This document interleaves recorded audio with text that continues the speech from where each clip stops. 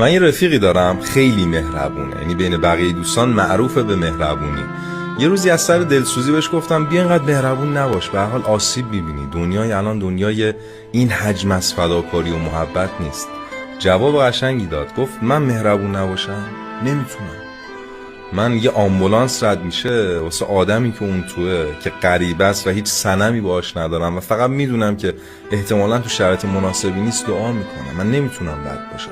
میگفت این تو ذات منه، من هر کارم کنم نمیتونم بد بشم، حتی با آدمی که بهم بدی کرده. یه جورایی انگار خدا وقتی منو خلق میکرده این مهربونی رو تو من گذاشته، هیچ کاریش نمیتونم کنم. یه بیتی هست میگه چوب این حجم از محبت میکشد آخر مرا، باز هم مانند سابق مهربانی میکنه. آدمای مهربون عزیز کرده خدان، اذیتشون نکنید. یه وقت خودشون نمیتونن انتقام بگیرن، نه راهشو بلدن نه اصلا توانشو دارن، ولی خدا عوضش واسه شون جبران میکنه. خدا حواسش بهشون هست.